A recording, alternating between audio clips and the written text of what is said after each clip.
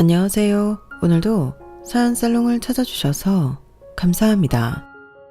저는 웨딩업계에서 일하고 있는 34살 여성입니다. 살면서 라디오에 사연을 보낼 일은 없을 거라 생각했는데요. 사람 일은 정말 모르겠더라고요. 무엇보다 이 이야기는 직접적인 제 일은 아니고 제 가족의 이야기예요. 제게는 세상에 둘도 없을 정도로 친한 여동생이 있거든요. 지금은 자신의 힘으로 어엿하게 뷰티 사업을 런칭해 잘 나가고 있지만 어릴 때부터 워낙 착하고 사람을 잘 믿는 순수한 성격 탓에 사람에게 상처받는 일이 많았던 터라 늘 걱정이 많았어요. 그래도 좋은 사람은 어떻게든 주변에 좋은 사람만 남는다고 가장 가까이 있는 사람들은 늘 동생에게 의지가 되는 좋은 사람들이라서 성인이 된 후로는 그렇게 큰 걱정은 없었어요. 결혼을 할 즈음에도 곁에 좋은 친구들만 남아있는 것처럼 배우자도 알아서 좋은 사람을 만나겠거니 싶었죠. 하지만 확실히 결혼이라는 건 완전히 다른 문제더군요. 사업을 시작하면서 밑바닥부터 차근차근 올라오며 별의별 산전수전을 다 겪었던 동생도 이제는 사람 보는 눈이 생긴 것 같다고 자부했지만 인생이란 건 결코 만만치 않더라고요. 사람을 믿는다는 게 얼마나 무서운 건지, 사랑이라는 이름으로 어디까지 잔인해질 수 있는 건지 동생의 결혼을 통해 다시 한번 깨닫게 됐어요. 하지만 사실 제 눈에는 처음부터 이상했어요. 돌이켜보면 마음에 걸리는 게 한두 가지가 아니었는데 그걸 단순히 사적인 감정으로만 넘겼던 걸 지금까지도 후회하고 있답니다. 처음 동생이 남자친구를 소개시켜 주려고 했던 날이 아직도 생각이 나네요. 그때 내색은 안 했지만 속으로는 좀 많이 놀랐어요. 평소에 연애 상담은 했어도 실제로 사귀는 사람을 데리고 와서 소개시켜 주겠다고 한 적은 처음이었거든요. 그래서인지 그날따라 더 기대 반, 걱정 반이 들더군요.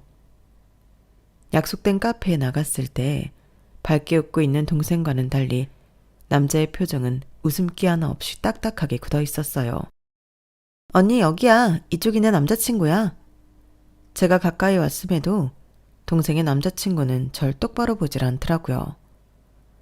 처음에는 부끄러움이 많은 사람인가 싶어서 이해했는데 인사를 건넨 다음에야 쎄함이 몰려들었어요. 안녕하세요. 네. 제 인사를 단답으로 끊어버리는 태도에 살짝 당황스러웠어요. 그땐 당황스러움으로 넘겼는데 나중에 생각해보니 그렇게 예의 없을 수가 없더라고요. 언니 미안. 오빠가 좀 낯을 많이 가려서 그래. 살짝 굳은 제 얼굴을 본 동생이 중재에 나섰지만 그 뒤로도 남자의 행동은 마음에 안 들기 짝이 없었어요. 팔은 안으로 굽으니까 처음부터 100% 마음에 들 거라고 생각하고 만난 건 아니었어요. 제 마음에 차지 않아도 동생이 좋다고 하는 남자고 처음으로 소개시켜주는 자리니 최대한 열린 마음으로 보려고 노력했었죠. 하지만 그런 노력에도 불구하고 대화 중에 자꾸 시계를 보거나 말을 시켜놓고는 본인은 핸드폰을 하고 먼 곳을 바라보는 등 기본적인 대화 매너도 없는 사람이었어요. 정신을 어디다 쏙 빼놓은 사람처럼 구는데 저는 그렇다 치고 제 동생에게도 별 관심이 없는 듯한 태도가 마음에 걸리더라고요. 그런 태도를 취하고 있다 보니 이름, 직업, 나이, 기본적인 것도 묻기가 어렵더군요. 말수가 적은 조용한 성격이라고 생각할 수도 있었지만 이상하게 자꾸 침묵으로 넘어가려는 것처럼 느껴졌어요. 이렇게 만난 것도 기념적인데 기념으로 셋이서 같이 한번 사진 찍자. 동생은 제가 자신이 좋아하는 남자를 만난 것만으로도 신이 났는지 카메라를 들이댔지만 남자는 인상을 팍 찡그리며 카메라를 피하더라고요. 사진 찍는 거 별로 안 좋아하는 거 알잖아. 오늘 처음 만났는데 같이 사진 찍을 사이도 아니고. 아 그래? 오늘 처음 봤는데 사진은 좀 불편할 수 있겠다. 어색함에 대충 웃음으로 수습했지만 그날 밤 동생은 신경이 쓰였는지 제게 전화가 와서 사과를 했어요. 언니, 오빠 진짜 착하고 좋은 사람인데 낯을 좀 심하게 가리긴 하지. 어색해서 그렇지 친해지면 괜찮을 거야. 알면 알수록 괜찮은 사람이야. 그래, 네가 어련히 알아서 괜찮은 사람 택했을 거라고 믿어. 솔직히 하고 싶은 말은 천지였지만 입을 열었다간 동생이 상처를 받을까봐 그날은 그 정도로 넘어갔어요. 그 이후로는 한동안 그 남자에 대해서는 잊고 지냈어요. 사실은 동생인 그 남자와 그렇게 오래가지 못할 거라고 생각했기 때문에 별로 신경을 쓰지 않았던 것 같아요. 그런데 어느 날 동생이 다시 전화가 와서는 그러더라고요. 언니, 이번 주말에 혹시 형부랑 같이 시간 돼? 괜찮을 것 같은데 왜? 아, 저번에 내 남자친구 있잖아. 형부도 같이 해서 만나면 어떨까 하고. 지난번에 오빠가 언니한테 실수를 많이 한 것 같아서. 같은 남자인 형부가 있으면 좀 더 낫지 않을까 싶어서. 그날 일은 신경 쓰지 말라니까. 난 괜찮았어. 그래도 혹시나 오해할까봐. 친해지면 괜찮으니까 자주 만나서 친해졌으면 해서. 알겠어. 그럼 시간이랑 장소 정해서 말해줘. 별로 내키진 않았지만 동생의 설득에 결국 넷이서 만나는 약속이 잡혔어요. 그리고 당일이 되었죠. 약속 장소에 있는 저와 남편이 먼저 도착했어요. 우리가 먼저 왔나 보네. 좀 기다리지 뭐. 처음엔 남편도 대수롭지 않게 여겼어요. 저 역시도 마찬가지였고요. 약속 시간에서 10분 정도 늦은 시각에 동생이 도착을 했어요. 언니, 형부 미안해. 늦었지? 차가 막히는 바람에. 괜찮아. 근데 남자친구는? 두 사람 같이 오는 줄 알았는데 더 늦대? 아, 응. 오빠는 차가 더 막히나 봐. 좀 더 있어야 될 것 같아. 우리 먼저 시켜서 먹고 있을래? 뭐 먹을까? 오늘 오빠가 밥 산댔으니까 맛있는 걸로 시키자. 아유, 내가 어떻게 얻어먹나. 내가 살 테니까 처제 좋아하는 걸로 시켜봐. 아니에요, 형부. 오늘은 꼭 오빠가 사겠다고 했어요. 맛있는 거 드시죠. 동생을 넋을 놓은 것처럼 횡설수설하면서 메뉴판을 빠르게 뒤지더라고요. 둘 다 지각을 해서 미안한 마음에 그런 줄 알았는데 알고 보니 그게 아니었어요. 주문한 음식들이 나오고 나서도 동생의 남자친구는 도착하지 않았어요. 저와 남편은 어떻게 해야 할지 몰라 우선 수저를 들지 않고 있었죠. 남자친구분은 어디까지 오셨나? 기다렸다 먹을 수 있으면 기다렸다 같이 먹는 게 좋을 것 같은데. 잠시만요. 제가 전화 한 번 더 해볼게요. 동생은 굳이 나가서 전화를 하더라고요. 뭔가 분위기가 좋지 않을 것 같아 남편과 눈치만 보다가 잠깐 화장실을 가기 위해 저도 밖으로 나왔을 때였어요. 밖에서 동생이 통화하는 소리가 들리더라고요. 오빠, 왜 이렇게 전화를 안 받아? 어디야? 오늘 약속인 거 설마 까먹은 건 아니지? 지금 음식 다 주문해서 다 나왔어. 뭐? 뭐라고? 아니, 어떻게 그럴 수가 있어? 동생이 울분 섞인 한숨을 내쉬는 걸 보고 뭔가 상황이 심각하게 돌아가고 있다는 걸 깨달았어요. 그래서 얼른 자리를 떴다가 다시 돌아왔죠. 다시 돌아오니 동생이 남편과 마주보고 앉아 고개를 푹 숙이고 있더군요. 언니, 오빠가 오늘은 못 올 것 같대. 진짜 미안해서 어떡하지? 너무너무 미안해. 뭐라고? 못 올 것 같다고? 약속 시간 한참 남았는데 그걸 이제서야 얘기해. 그게 어머님이 갑자기 아파서 병원 좀 다녀왔다나 봐. 부모님 아픈 문제라 뭐라 할 수도 없고. 정말 미안해. 오늘 밥은 내가 대신 살게. 아니야, 됐어. 그럴 필요 없어. 근데 어머님은 어쩌다가? 위급한 거야? 지금은 괜찮으신 거야? 자세한 건 나도 모르겠어.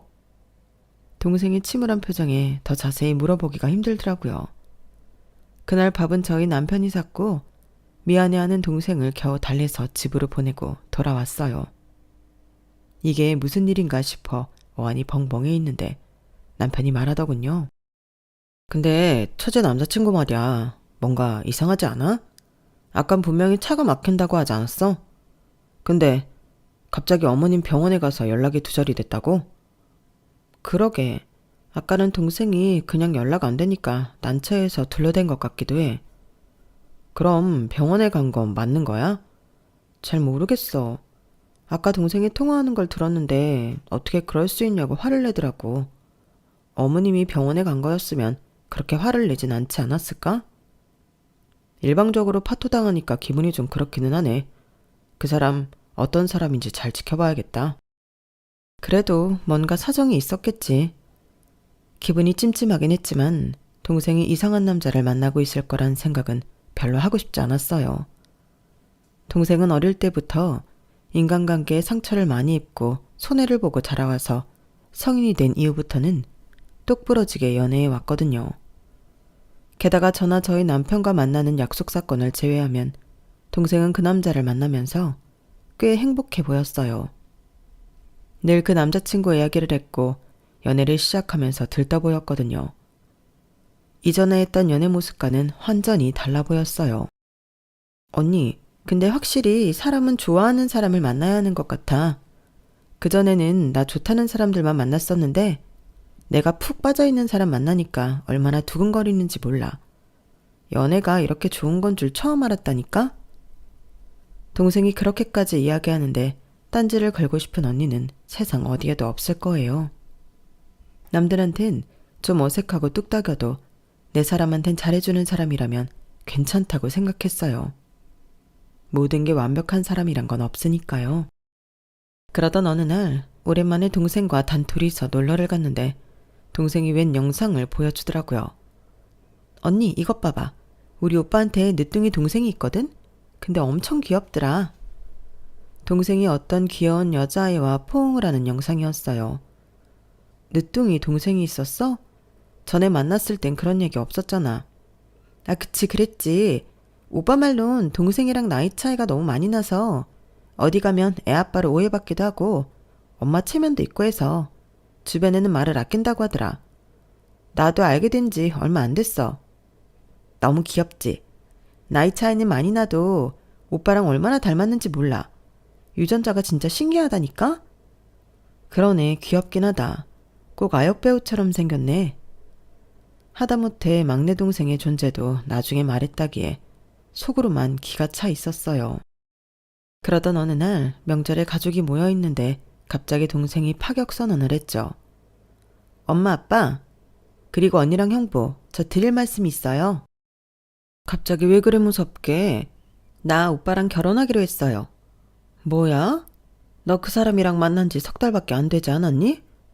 그렇긴 한데 그런 게 뭐 그리 중요한가요? 저 다시는 제 인생에서 이렇게 좋아할 만한 사람 못 만날 것 같아요. 허락해 주세요. 아휴, 그래도 너무 성급하지 않니? 아직 그 사람이 어떤 사람인지도 모르는데. 그래도 3달 동안 거의 매일 붙어 지내는걸요. 다른 커플들은 일주일에 한두 번 보는 거, 저희는 맨날 붙어 있었으니까 사실상 3달보다 더 만난 거라고 생각하셔도 돼요. 아니, 그건 또 무슨 논리야? 그 사람이 그러든 그쪽 부모는 괜찮대고 오빠네 부모님은 오빠만 괜찮으면 상관없다고 하셨대요. 저도 허락해 주세요. 아휴, 사업도 하는 애가 왜 이렇게 철이 없는 소리를 해. 네 나이가 32이다. 알만한 애가 왜 그러니? 그러니까요. 이제 더 미뤘다가는 결혼도 못한다고요. 저도 좋아하는 사람 있고 1살이라도 어리고 예쁠 때 시집가고 싶어요. 그래도 3달은 좀. 적어도 반년은 만나보고 결정을 해야지. 연애야 안 맞으면 헤어지면 그만이라지만 결혼은 생각보다 그렇게 빨리 헤어지기도 어렵고. 어차피 결혼 준비하는데도 1년은 걸리잖아요. 그럼 연애 기간 적당히 다 채우고 결혼하는 거예요. 아유, 난 모르겠다. 예, 네가 내 동생 설득 좀 해봐라. 얘가 우리 말은 안 들어도 언니 말은 듣잖니? 동생의 파격적인 선언을 들은 부모님께서는 뒷목을 잡으셨어요. 솔직히 저도 저러다 금방 헤어질 줄 알았던 남자와 이렇게 초고속으로 결혼하겠다고 하니 너무 깜짝 놀라서 뒷목을 잡고 싶은 심정이었죠. 언니, 언니가 이야기 좀 잘해드리면 안 돼? 그래도 언니는 오빠 좀 만나봤잖아. 만나봐서 더 반대하고 싶은데 라고 말하고 싶은 걸 겨우 참고 동생을 타일렀어요. 갑자기 결혼은 너무 성급하지 않아? 요즘은 결혼 다들 늦게 가는 추세인데 급할 게 뭐 있어. 어차피 할 결혼이면 이렇게 서두르지 않아도 되잖아. 사실은 오빠가 나랑 하루라도 빨리 결혼을 하고 싶대. 자기가 날 엄청 진지하게 생각하고 있다고 하면서 우리 관계는 시간보다 마음이 더 중요하다고 하더라. 언니, 나도 사업하면서 사람도 많이 만나보고 남자들이랑 연애도 해봤지만 오빠는 뭔가 좀 달라. 믿어줘. 어떻게든 동생을 말려보려고 했지만 이미 남자친구와 상의를 끝낸 동생의 뜻을 꺾기랑 쉽지 않았어요. 결국 부모님께서는 마지못해 결혼 준비를 허락하셨고 저는 더 이상 안일하게 생각하면 안 되겠다고 생각했어요. 그래서 동생과 더 자주 대화하면서 교류를 했죠. 결혼 준비는 잘 돼가? 집은 어떻게 하기로 했어? 시댁 쪽 형편은 좀 괜찮은 편이야? 아, 그게 시댁이 괜찮게 살긴 하는데 지금 자금이 여기저기 묶여 있어서 당장은 못 주고 좀 나중에나 줄 수 있다나 봐. 그래서 우선은 내 돈으로 전세 계약하고 나중에 더 좋은 집으로 이사 갈 때 시댁에서 보태주기로 했어. 남편도 따로 모아둔 돈이 있을 거 아니야? 그게 부모님이 하시는 사업 때문에 오빠가 부모님께 모아뒀던 돈을 다 빌려드렸나 봐. 그래서 나중에 보태주실 때 같이 주시려는 모양이야. 뭐? 나중에 그래놓고 안 주시면 어쩌려고. 나도 당연히 물어봤지. 근데 오빠 말론 절대 돈 안 주실 분들은 아니래. 예전에도 빌려갔었는데 이자 크게 쳐서 늘 갚으셨었대. 그럼 다행이지만 기약이 너무 없으면 영영 못 받게 될 수도 있으니까 잘 이야기해보라고 해. 언니 걱정 마. 나 사업도 하는 여자야. 내가 그런 거 하나 못 챙길까봐? 다 믿을만 하니까 믿는 거지. 그럼 지금 전세로 들어가는 집은 명의는 내 명의로 계약한 거야? 어? 아니, 공동명의로 하기로 했는데? 100% 네 돈으로 하는 계약인데 네 명의로 해야지. 나중에 혹시 모르잖아. 어? 에이, 오빠 그럴 사람 아니라니까. 너도 이유가 있으니까 그 사람 믿는 거겠지만 가족들이 원치 않는 초고속 결혼 진행하는 거면 적어도 가족들이 안심할 수 있게 행동해. 네가 그 사람 믿는 건 뭐라 안 하겠지만 제3자가 볼 땐 이 결혼 너무 급하고 넌 그 사람한테 너무 푹 빠져 있어서 걱정돼. 걱정하는 그런 일이 안 일어나면 가장 좋겠지만 적어도 그럴 때 최소한 널 방어는 할 수 있게 해둬야 가족들도 안심하지. 알겠어 언니. 그렇게까지는 생각 못 해봤어. 가족들 입장에선 그렇게 생각할 수도 있겠다. 오빠가 믿음직스러운 사람인 건 차차 시간이 지나면 알게 될 거니까 그 전까진 언니 말대로 할게. 다행히 동생은 제 조언을 진지하게 들어줬어요. 예비 신랑과 관련된 일이라면 간이고 쓸개고 다 빼주려는 모습이 보여서 너무 걱정이 되더라고요. 다행히 전셋집은 동생 명의로 계약을 마쳤지만 그 사이에 약간 예비 신랑과 말다툼이 있었던 모양이더라고요. 말은 안 했지만 느낌으로 느껴졌어요. 언니, 이번에 우리 사무실 옮겼는데 놀러 올래?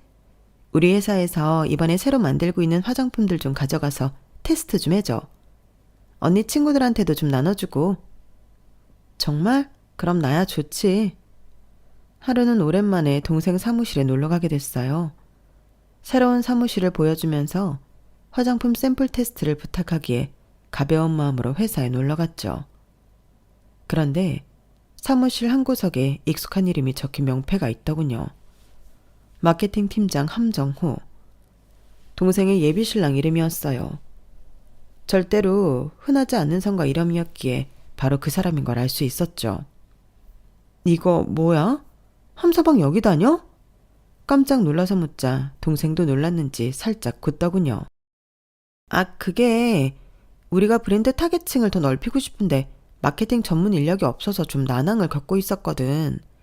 근데 오빠가 계속 마케팅 일을 했던 사람이라 도움을 주겠다고 해서 그냥 오빠를 회사에 데리고 왔어. 아니, 그렇게 갑자기? 오빠가 감각도 좋고 광고 영상 아이디어도 내주고 모델도 추천해줬어. 안 그래도 우리 마케팅 쪽 인력을 보충해야 하는 상황이었는데 오빠처럼 브랜드에 관심 많은 사람이 들어와주면 너무 좋을 것 같아서. 그래도 부부가 같은 회사 다니는 게 쉬운 일은 아니라던데. 심지어 네 회사잖아. 걱정하지 마 언니. 우리 만나면서 한 번도 싸운 적 없다니까? 오빠가 어디서 그런 아이디어를 가져오는지 일도 잘해. 이상하게 신경이 쓰였지만 동생 생각이 있으니 데려왔겠지 싶어 넘겼어요. 하지만 시간이 흐르면서 하나둘씩 불안함은 현실이 되더군요. 동생의 친구이자 회사 직원인 서진이와 만나면서 회사 일에 대해 자세히 듣게 되었거든요. 언니, 그때 빌려준 옷 너무 잘 입었어. 이런 옷은 한 번 입을 건데 가격은 있고 사기도 좀 아깝고 해서 고민이었는데 언니 덕분에 잘 입었어. 고맙긴. 나도 자주 손이 안 가는 옷이라 누가 예쁘게 입어주면 좋지. 요즘 회사 생활은 어때? 잘 지내지? 아, 언니, 말도 마. 아니다. 방금 말은 못 들은 걸로 해. 왜? 무슨 일인데? 아니, 일이 있긴 한데 생각해보니까 언니네 가족 욕하는 꼴이라 관둘래. 가족? 예진이 얘기하는 거야? 왜? 예진이가 상사라고 갑질이라도 해? 처음엔 가벼운 하소연 정도일 줄 알고 농담을 했는데 서진이의 얼굴이 점점 어두워졌어요. 아니, 예진이 말고 정우씨. 예진이 남편 될 사람 말이야.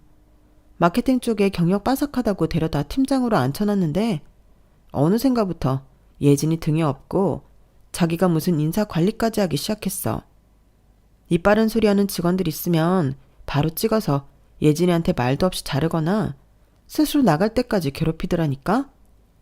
예진이는 그걸 다 이유가 있다고 생각해서 방관하고 있고. 뭐라고? 그게 정말이야? 회사 내에서 불만이 얼마나 많은지 몰라. 우린 여성 고객 타겟으로 한 화장품 브랜드인데 너무 타겟층도 자기 또래 남자들 위주로만 생각하고 마케팅이라도 잘할 줄 알고 기대했는데 가져오는 시안 보면 전부 어디서 봤던 거야. 그래서 엎어진 적이 한두 번이 아니라니까. 일이라도 잘하면 참아 볼랬는데 회사 내에서 지금 그 사람 때문에 골머리 썩고 있는 사람이 엄청 많아. 함 팀장이 아니라 이 정도면 함 대표라 불러야 하는 거 아니냐고. 대표님보다 더 대표 같다고. 나도 실은 그 사람 거기까지 들어가서 일하는 거 좀 불안하긴 했어. 그런데 그런 일이 있었구나. 거기다 나 그런 소문도 들었어. 그 사람이 예진이한테 졸라서 남자 화장품 브랜드도 런칭하자고 했나 봐.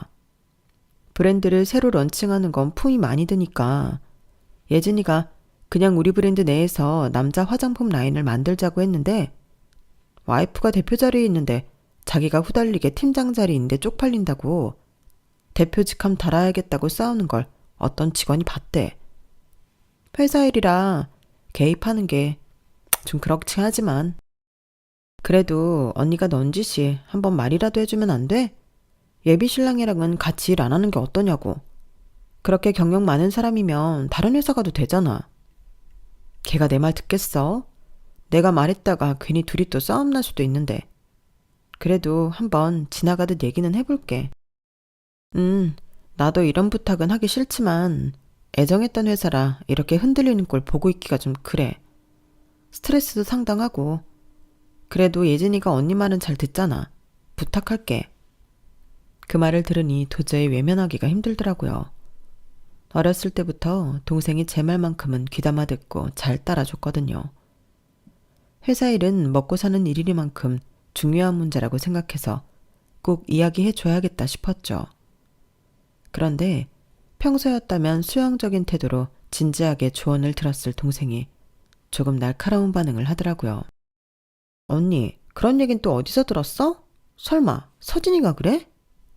어디서 들은 게 중요한 게 아니잖아. 왜 그렇게 공격적으로 나와? 그래서 지금 나보고 남편 될 사람을 회사에서 내보내라는 거야? 뭐 그랬다가 파혼이라도 당하라고? 어떻게 언니가 나한테 그래? 그런 뜻이 아니라 뭔가 쎄하다니까? 너 아직 그 사람 잘 알지도 못하면서 결혼 앞뒀다는 이유로 너무 믿는 거 아니야? 결혼하고 좀 살아보고 그렇게 해도 되잖아. 언니, 정우 씨가 뭐라는 줄 알아? 내가 언니 말 하나하나에 너무 휘둘린데 언니한테 내가 가스라이팅 당하면서 자라온 거 아니냐고 하던데? 다른 건 몰라도 인생에서 중요한 결정들은 내 스스로 할래. 내가 같이 사는 거지 언니가 정우 씨랑 사는 거 아니잖아. 회사도 내가 바닥부터 읽어온 회사야. 언니가 개입할 필요 없어. 동생과 태어나서 처음으로 크게 싸워본 날이었어요. 동생은 이상하게 제 이야기를 들으려고 하지도 않더라고요. 그 와중에 저와 동생 사이를 부지런히 이간질한 예비신랑 이야기는 기가 차더군요. 동생은 점점 저와 대화하는 걸 꺼려했고 제 연락도 잘 안 받기 시작했어요.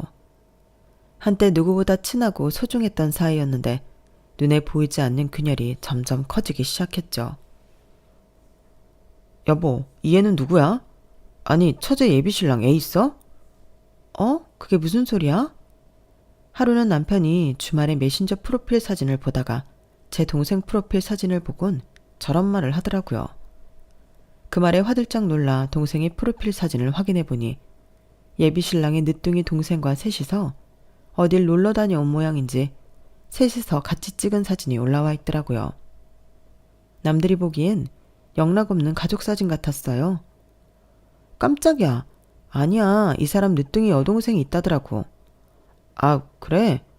근데 되게 많이 닮았다. 하긴 남매니까 닮았겠지만 난 무슨 숨겨놓은 딸이라도 있는 줄 알고 놀랐네. 에이, 아무리 그래도 설마.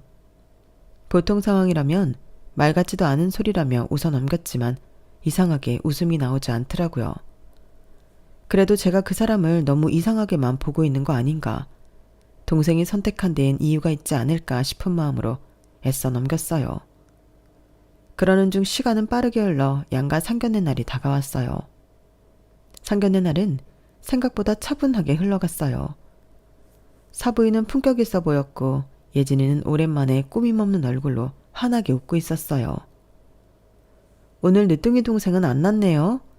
예진이가 하도 귀엽다고 노래를 불러서 꼭 한번 보고 싶었는데 애가 너무 어려서 이런 자리에는 소란만 피울 것 같아 맡기고 왔죠. 결혼식 때는 데리고 올 테니 그따 인사시킬게요. 그나저나 저는 참 우리 예진이가 마음에 들어요. 요즘 세상에 이런 며느리 얻었다고 하면 주변에서 얼마나 부러워하는지 몰라요. 아, 별 말씀을 다. 함서방도 우리 예진이한테 지극정성이니 저희도 더 바랄 게 없답니다. 예진이가 누굴 만나면서 저렇게 좋아하는 모습은 처음 봤거든요. 나름대로 상견례는 화기애애했고 그 안에서 심기가 불편한 건 저뿐이었어요. 정말 이렇게 동생을 이대로 결혼시키는 게 맞나 그런 생각이 자꾸만 들었거든요.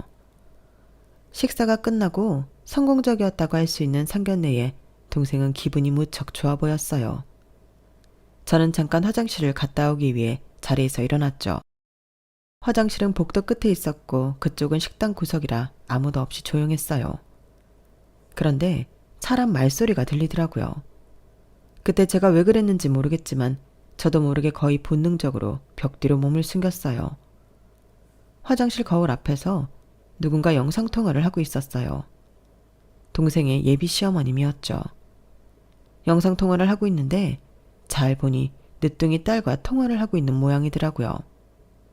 괜히 어색한 마음에 통화가 끝날 때까지 기다렸다가 들어가려는데 두 사람의 대화가 조금 이상했어요. 할머니, 아빠 언제 와? 나 너무 심심해. 아빠 또 그 언니 보러 간 거야? 이제 집에 갈 거야.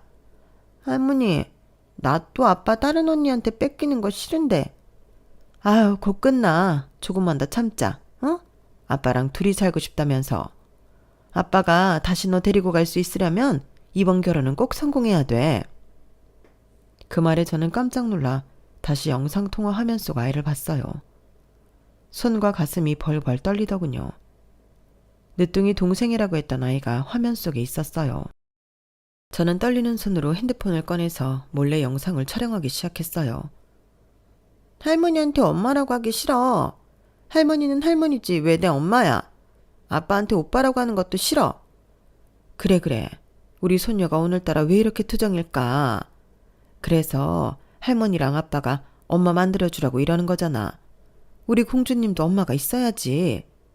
그 언니는 내가 아빠 딸인 거 모르잖아. 그럼 내가 계속 언니라고 불러야 될 수도 있잖아.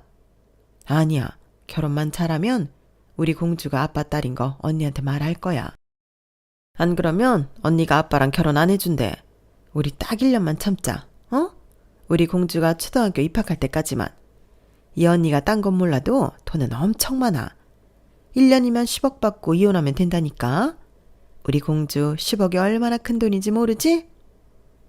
아이를 몇 분 더 달래던 예비 시어머니는 통화를 종료하고 화장실 밖으로 나왔어요. 그리고는 저와 눈이 마주쳤죠. 1초 정도. 저희는 서로 말없이 바라만 봤어요. 저는 촬영했던 영상을 남편에게 전송한 뒤 버튼을 눌러 영상 속 음성을 재생했어요. 늦둥이 딸이라던 애가 손녀였나요? 결혼 서두를 때부터 이상하다고 생각하긴 했는데 하다 딸을 숨기고 있을 줄은 상상도 못했네요. 예진이도 아나요? 당연히 모르겠죠? 사부인은 무언가 변명하려고 했지만 얼굴은 창백해졌고 입술은 제대로 열리지 않은 것 같았어요. 저기 그게 아니라 사람을 속이려도 어떻게 이렇게까지 속여요? 이렇게 속여서 결혼한다 한들 그의 정체가 밝혀지는 순간 이건 사기 결혼이란 걸 왜 몰라요? 잘 됐네요. 전 처음부터 이 결혼 얻고 싶었거든요. 잠깐만, 오해가 있는데 내 나이가 너무 많다 보니 엄마라고 하기 민망해서 애한테 할머니라고 거짓말 친 거야. 그걸 오해한 거야. 그런 거였으면 이야기가 바로 나왔어야죠. 그리고 그게 말이나 된다고 생각하세요? 뒤에서 애걸복걸 매달리는 사부인을 뿌리치고 전 바로 저희 가족에게 달려갔어요. 언니, 왜 이렇게 오래 걸려? 예진아, 너 이 결혼 엎어야겠다. 뭐? 또 왜 그래 언니? 진짜 왜 이렇게 내 결혼을 못마땅해 하는 건데? 그래, 너 지금 상견례 자리에서 뭐 하는 건 이미지나. 이런 얘기는 집에 가서 조용히 해도 되잖니. 엄마 아빠, 제가 뭘 좀 찍어왔는데요. 바로 이 자리에서 아셔야 할 것 같아서요. 모든 사람이 지켜보는 가운데 시어머니의 영상이 재생됐어요. 예진이는 믿기지 않는 듯 핸드폰을 빼앗아 시어머니의 영상통화 화면 속에 담긴 아이의 얼굴까지 확대해서 확인해 보더라고요. 하지만 누가 봐도 그 아이는 영락없이 동생의 프로필 사진 속 늦둥이 동생을 가장한 함정우 씨의 딸이었어요. 그걸 본 동생은 물론이고 엄마 아빠까지 얼굴이 붉어질 정도로 화가 나셨죠. 이게 사실이에요? 지금 우릴 속이고 이렇게 결혼하려고 했다고? 함서방, 자네가 말해보게. 진짜 딸이 있나? 드릴 말씀이 없습니다. 뭐? 뭐 이렇게 뻔뻔한 자식이 다 있어? 자네 이런 사람이었나? 이렇게 중요한 걸 처음부터 숨기는 사람을 어떻게 믿고 내 딸을 맡겨? 이거 완전히 사기 결혼 아니야? 아버지는 분에 못 이겨 예비 신랑에게 달려들어 했고 저와 남편이 겨우 합세에 막았어요. 이 결혼은 없던 걸로 해. 그리고 너, 내 딸 회사에서 당장 나가. 웬 미친놈의 집구석을 집안 식구로 들일 뻔했네. 퇴! 오빠가 어떻게 나한테 이럴 수 있어? 회사 잘렸다고 해서 내가 걷어주고 회사 사람들 사이에서 말 많이 나올 때도 못 듣는 척하고 결혼 준비며 전셋집 계약이며 다 내 돈으로 했는데 진짜 사람 진심을 이렇게까지 이용해? 동생이니까 잘 지냈으면 좋겠다고 해서 팔자에도 없던 육아로 몇 없는 휴일 데이트 퉁치는 것도 몇 번이나 했는데 그래, 이제 알겠다. 오빠랑 어머님은 그냥 나를 아이 잠깐 맡기고 한탕 크게 쳐서 돈이나 뜯어낼 물줄을 생각한 거구나. 그러니까 나한테 그렇게 할 수 있었던 거야. 우린 이제 영원히 끝이야. 예진아, 내가 딸이 있다고 말하면 네가 날 떠날 것 같아서 그랬어. 결혼도 반대할 거고. 결혼하면 다 사실대로 얘기하려고 했어. 정말이야. 나도 없으면 안 되는 거 알잖아. 어? 그래, 나 없으면 당연히 안 되겠지. 집도 직장도 다 내가 해줬으니. 근데 네가 나 만나는 동안 진심을 다했으면 나도 이러지 않아. 왜 그렇게 주변 사람들이 너랑 만나는 걸 반대했는지 이제서야 알겠다. 너랑 네 딸 한 번만 더 내 앞에 나타나면 가만두지 않을 거니까 앞으로 처신 똑바로 하고 살아. 그렇게 동생의 결혼은 파탄이 났어요. 동생은 친정집으로 와 한참을 자기 방에서 나오지 않고 눈물만 흘리더라고요. 세상에, 네가 그때 화장실에 안 갔으면 어찌 될 뻔했니? 정말 큰일 날 뻔했다. 부모님께서도 그렇고 그날 일은 저희 가족에게 너무 큰 충격과 상처가 됐어요. 동생은 이틀 정도 회사에 연차를 낸 후 마음을 추스리고 복귀하자마자 남편을 잘랐어요. 그리고 전셋집에서도 남편 짐을 다 싸서 시어머니 주소로 보내버리고 비밀번호도 바꿔버렸죠. 전셋집 계약을 본인 명의로 해둬서 다행이었어요. 언니, 그때 언니 말 듣길 잘했다. 이 집을 공동명의로 해놨으면 꽤나 골치 아파질 뻔했어. 나 그때 그 사람 말을 왜 그렇게 믿었을까? 생각해보니까 그때 이 문제로도 엄청 싸웠거든. 자기랑 결혼할 건데 왜 언니 말 듣고 그렇게 결정하냐면서. 언니가 내 인생을 너무 휘두르니까 멀리하라나? 근데 나한테 이러려고 언니를 멀리하라고 했구나. 언니가 자꾸 내 위험 요소를 줄여주니까. 진짜 다시 생각해도 기가 막히다. 됐어. 큰 액땜했다고 생각하고 그 인간은 잊어.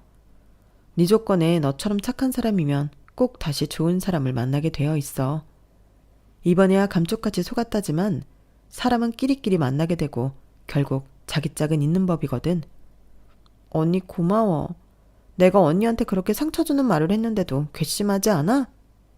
그땐 좀 당황스럽긴 했지만 처음부터 그 사람이 이상하다고 생각하고 있었어서 괜찮았어. 나한테 미안해할 필요 없어. 아, 이 인간한테 제대로 복수하고 싶은데 진짜 어떡하지?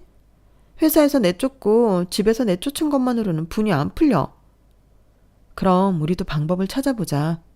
기다려보면 복수하기 적당한 때가 반드시 올 거야. 동생의 상처는 시간이 갈수록 조금씩 아물어갔고 그때야 악몽은 잊고 가족 모두 원래의 생활을 찾아가기 시작했어요. 그때 친하게 지내던 웨딩 플래너에게서 연락이 왔어요. 언니, 잘 지내시죠? 오랜만이에요. 어머, 웬일이야? 잘 지내지?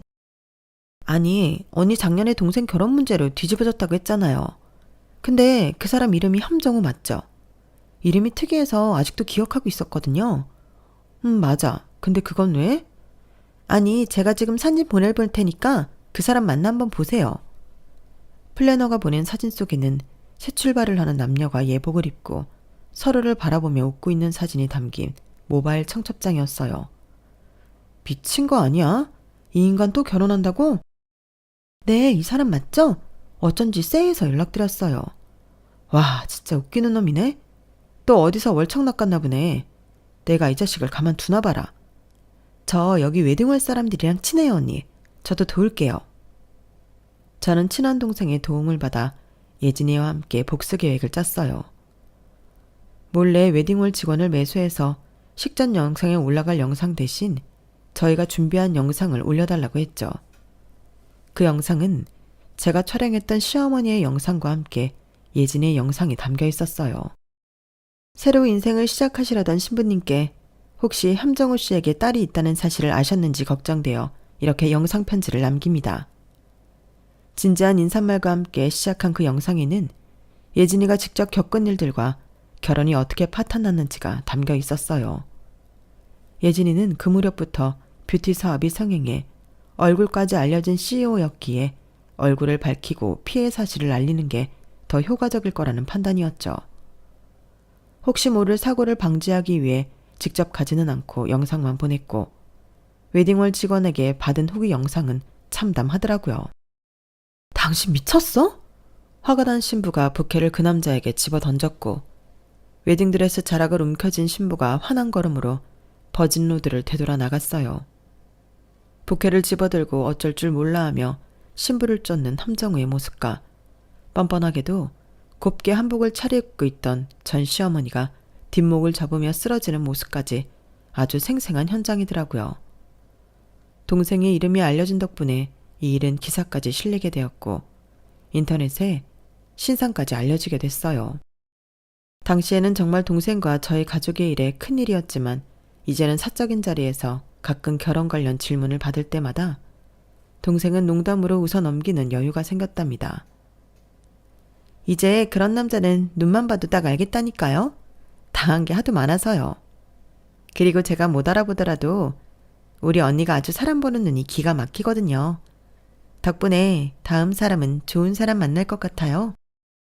제 이야기는 여기까지입니다. 제 동생 앞으로 인생 잘 헤쳐나가길 바라며 들어주셔서 고맙습니다. 건강하시고 복 받으세요.